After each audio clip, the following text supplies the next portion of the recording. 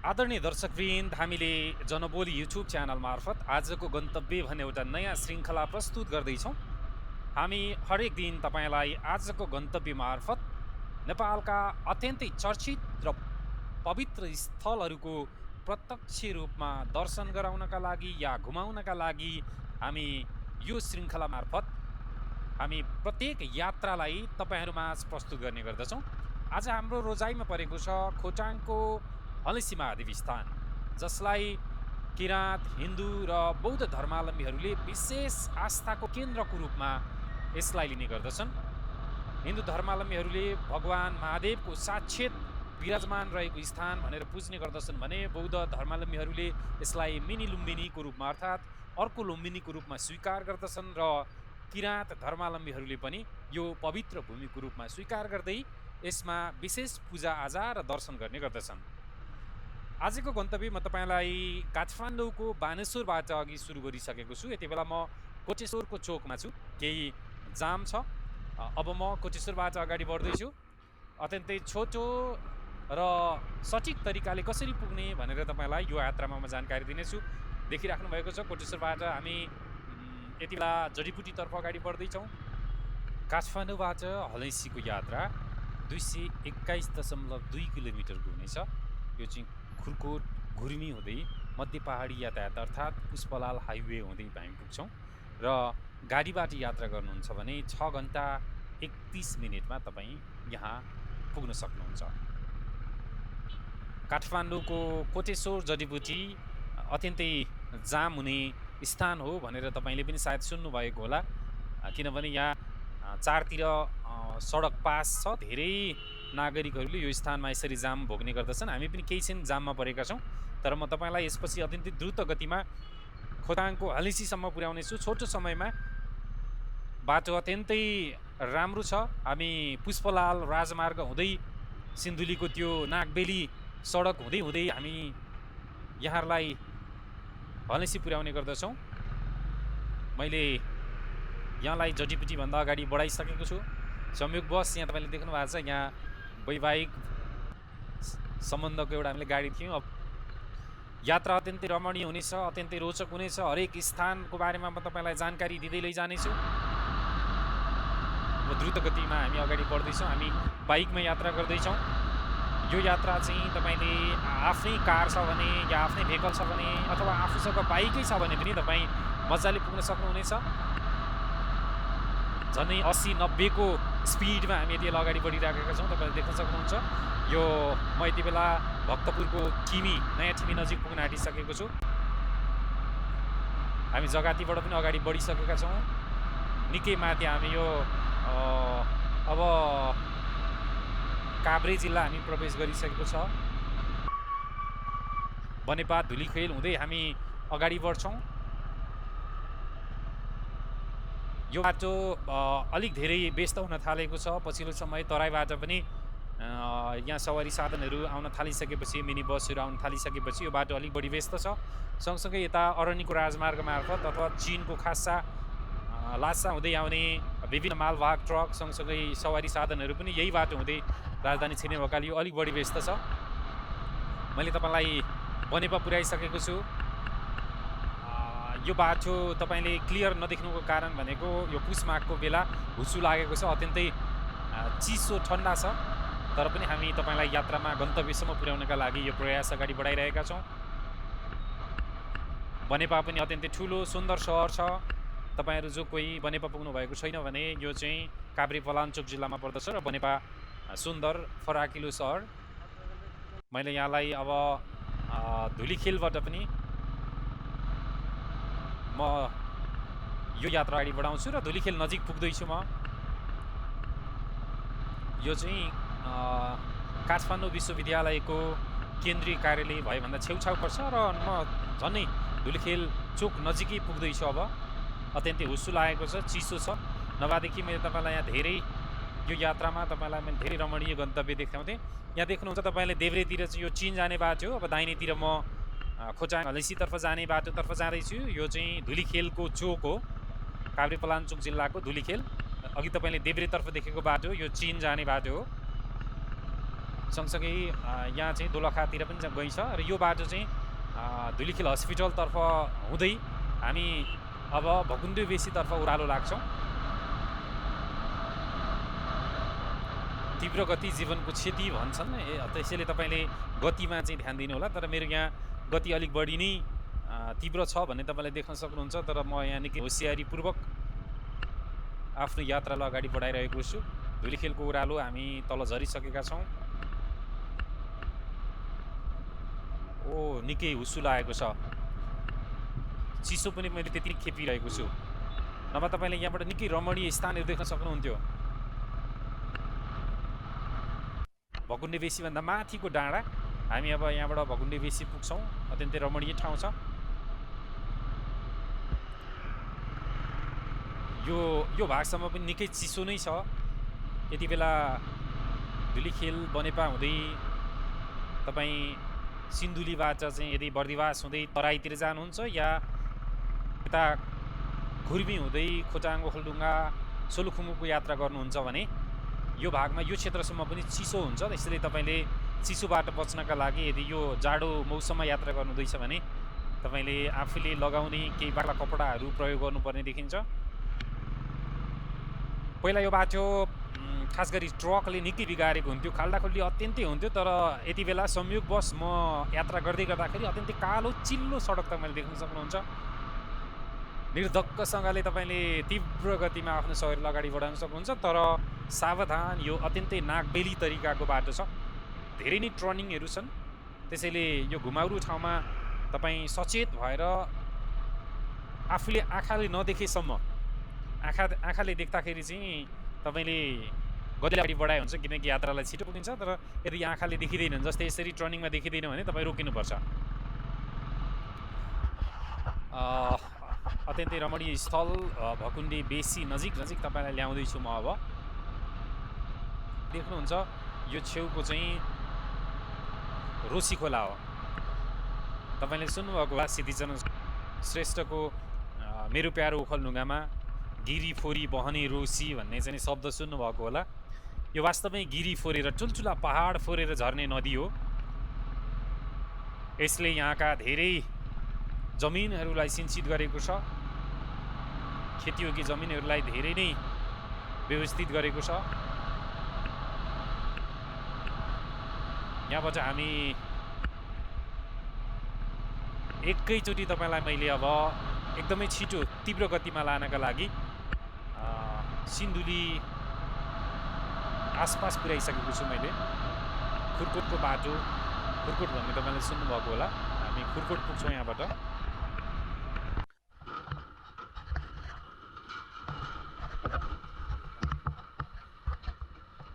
यो चाहिँ मुलकोटको उकालो भनेर चिनिन्छ। यो अत्यन्तै चचुकालो छ। तपाईँलाई यहाँ केही दृश्यहरू संयोगवश म देखाउँछु।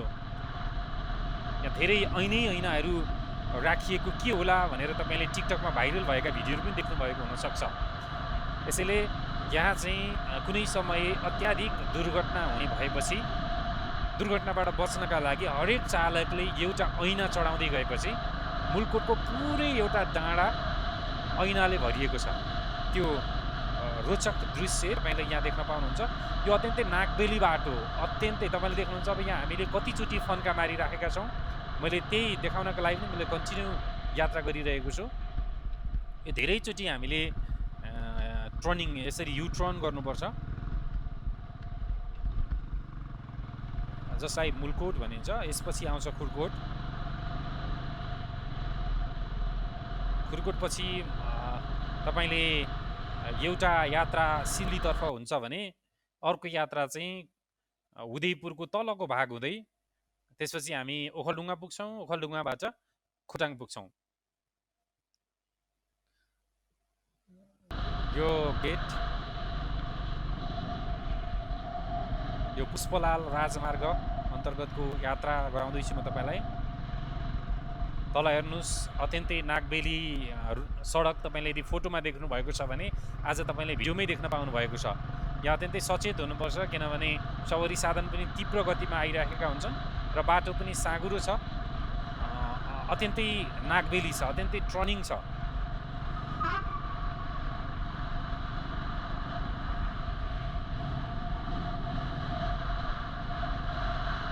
सुनकोसीको किनार कञ्चन पानी हुँदै खोटाङको हलेसी पुगिन्छ। अहिले देखिएको तलको दृश्य चाहिँ सुनकोसीको हो र यसपछि तपाईँ दुधकोसीको किनार पनि पुग्नुपर्छ।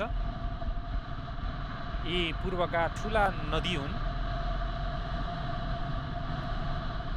यो राजमार्ग बनिसकेपछि पूर्वको तराईले काठमाडौँलाई सहजै जोडेको छ। म तपाईँलाई यहाँ अलिकति नागबेली बाटो देखाउनका लागि रोक्दैछु। तल देख्न सक्नुहुन्छ धेरै नै टर्निङ छ यो बाटो कोसीको छेउ।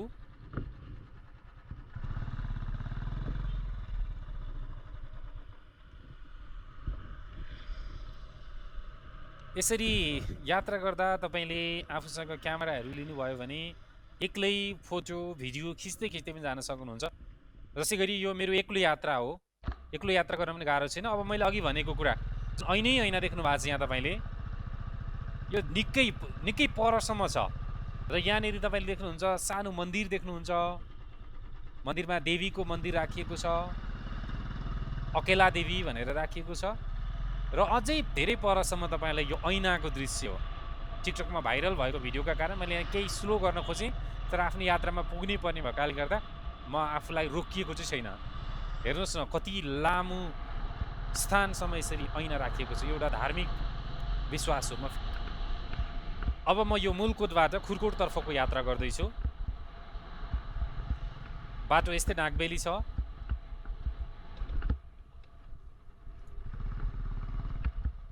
निकै टर्निङहरू पनि छ। यहाँ तल सिधै कोसीमा पुगिन्छ। मैले यो कोसी केन्द्रित गर्न खोजेँ।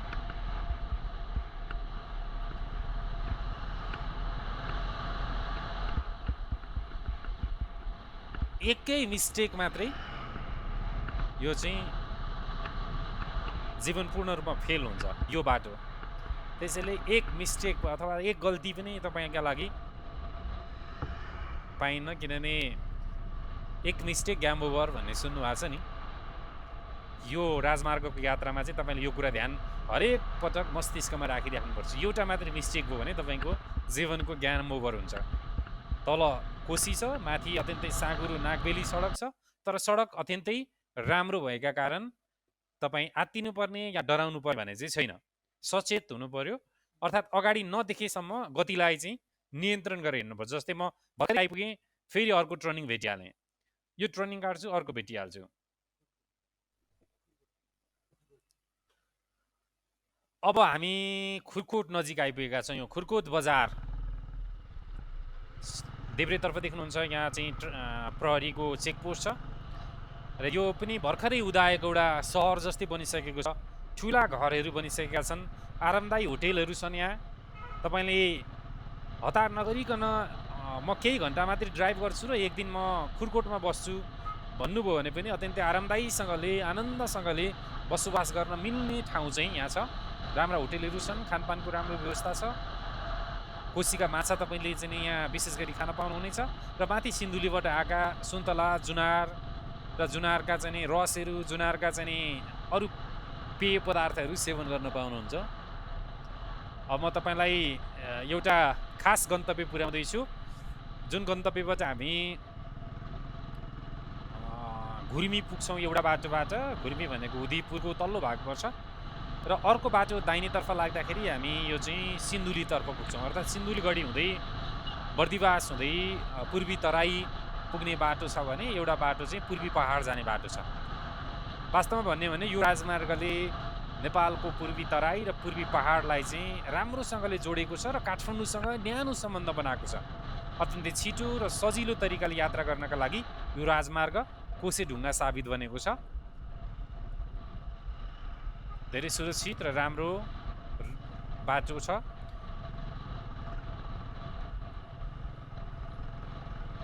योभन्दा अगाडि पनि तपाईँले यो माथिल्लो भाग म क्लियर देखाउँथेँ, अझै पनि यो हुस्सुकै कारण आज राम्रोसँगले देखाउन पाएको छैन। अब म नजिक पुग्दैछु। तपाईँ सिन्धुलीतर्फ जानुहुन्छ भने यहाँ मैले किलोमिटर याद गर्न खोज्दै थिएँ। यार कस्तो म यहाँ अलिकति लडेको छु। मैले यो मेरो ठुलो दुर्घटना त होइन, तर नियन्त्रण गर्न सकिनँ, किनकि म दाहिनेतर्फको बाटो हेर्दै थिएँ। दाहिनेतर्फको बाटो हेर्न खोज्दाखेरि म यहाँ लडेँ। अब यता एउटा तर्फबाट जाँदाखेरि चाहिँ घुर्मी पुगिन्थ्यो, अर्कोतर्फ जाँदा सिमली हुन्थ्यो। म त्यही ठाउँमा लडेको थिएँ। अब यहाँ अलिअलि कच्ची बाटोहरू छ, अलिअलि गाह्रो छ, कि कहीँ बिग्रेको बाटोहरू छ। अब म तपाईँलाई सुनकोशी गर्तिर अब मैले उदयपुरको भाग पनि सकाइसकेको छु। त्यहाँ खासै देखाउनु पर्ने भागहरू छैन। तपाईँ अगाडि बढिसकेपछि अब यो चाहिँ सुनकोशी पुल, यो हावाले लडाएको पुल भनेर एकचोटि चर्चामा आएको पुल यही हो। पक्की पुल बन्दै हावाले लड्यो भनेर चाहिँ समाचार आयो, हामीले नै सम्प्रेषण गऱ्यौँ। यो पुल पूर्वी पहाडका लागि कोशी ढुङ्गा साबित भयो। यही पुल जसलाई चाहिँ पिच गर्दै हावाले लडायो। यो नेपालको 2टा मात्रै पुल छ। पुलकै बारेमा मैले अलिकति जानकारी दिएँ। तमोर नदीमा यस्तै खालको छ र यो चाहिँ नयाँ प्रकारको पुल हो। र हामी यहाँबाट अब ओखलढुङ्गा पुगिसकेका छौँ। पुल नजिकैको यो गाडी मर्मत गर्ने ठाउँ र यो ओखलढुङ्गाको हर्कपुरमा तपाईँलाई मैले ल्याइपुर्याएको छु।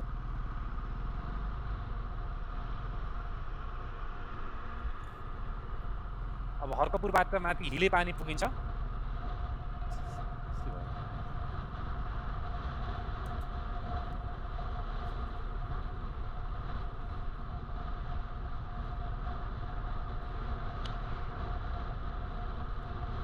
यो हिले पानी हर्कपुरको बजार हो, यो सानो छ।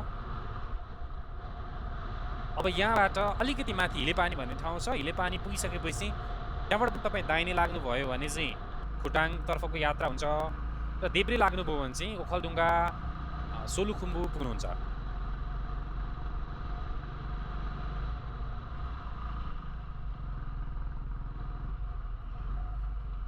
यो हर्कपुरबाट माथि लागेपछि हिले पानी नपुग्नुभन्दा अगाडिको बाटो हो। यो अत्यन्तै जोखिम बाटो छ र यो बाटोमा चाहिँ तपाईँले धेरै सचेत हुनुपर्छ, किनभने यो नेपाली सेनाले बनाएको ट्र्याकमा गरिएको पिच छ। अत्यन्तै साँघुरो छ, धेरै दुर्घटना हुने क्षेत्रमध्येको एक हो।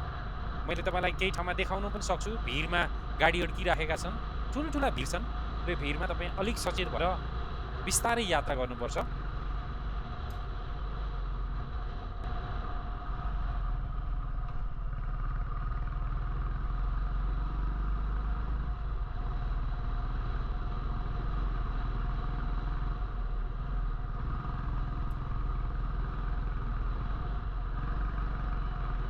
हामी हिले पानी नजिक छौँ। यो चाहिँ ओखलढुङ्गा सोलुखुम्बु खोटाङको सङ्गम स्थल हो भन्न सकिन्छ। ओखलढुङ्गाको हिले पानी हो। यहाँबाट चाहिँ हामी खोटाङतर्फ जान्छौँ र माथि जाँदाखेरि ओखलढुङ्गा र सोलुखुम्बु।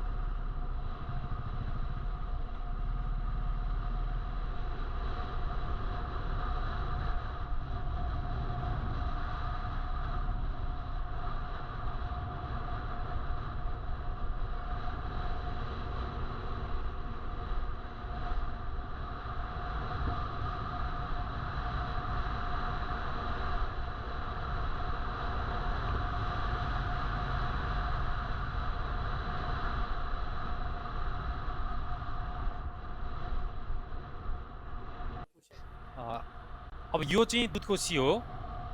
दुधकोशीको केही किनारै हामी अगाडि बढ्छौँ र यहाँबाट त्यति धेरै छैन। यहाँबाट करिब अब 40 किलोमिटर मात्रै हलेसी पुग्ने स्थान हो। यो बाटो पनि अत्यन्तै राम्रो छ, पिच छ, र दुधकोशीमा पनि पक्की पुल बनिसकेको छ, र यसपछि सिधै खोटाङको हलेसी पुग्न सकिन्छ। दुधकोशीको पुल हो यो। यसलाई जयराम घाट भनिन्छ। जयराम घाट पनि बस्नका लागि आरामदायी स्थान छ। रात बिताउनका लागि त्यति सुखसोयलको ठाउँ नभए पनि केही समय बसेर रमाइलो गर्नका लागि यो ठाउँ राम्रो छ।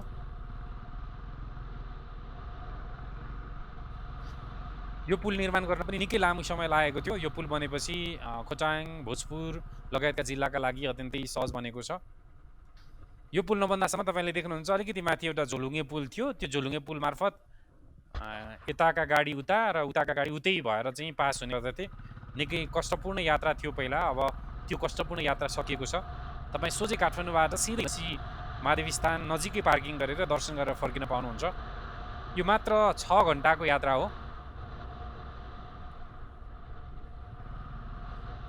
जयराम घाटबाट थोरै माथि हामी पुगेका छौँ। यो कदुवा भन्ने स्थानमा हामी नजिक पुग्दैछौँ। यसलाई कदुवा भन्ज्याङ भनिन्छ। यहाँ आइपुगेपछि तपाईँले लस्सी खान नभुल्नु होला, अर्ग्यानिक लस्सी। यहाँ लस्सीका लागि चर्चित छ।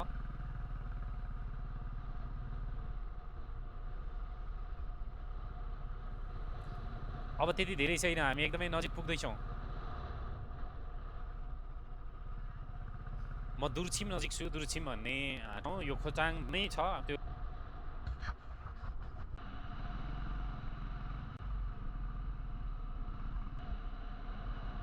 तपाईँले देख्नु भएको छ, म दिउँसोको त्यस्तै 10 बजेतिर हिँडेको थिएँ। उज्यालो हुँदै घाम हुँदै हलैसी नजिक पुग्न आँटिसकेको छु। त्यसैले यो त्यति धेरै लामो यात्रा होइन।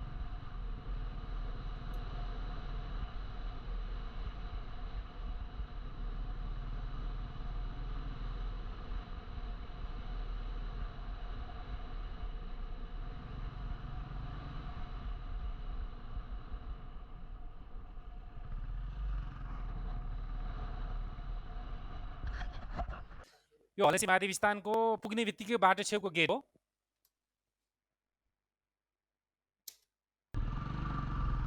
यहाँ बस्नका लागि अत्यन्तै आरामदायी होटेलहरू छन्। खाना बस्न अत्यन्तै सुविधा सम्पन्न स्थानहरू छ।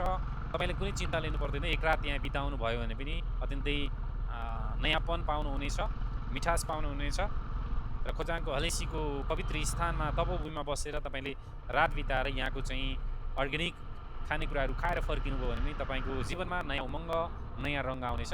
र यो चाहिँ खोटाङको हलैसी बजार हो।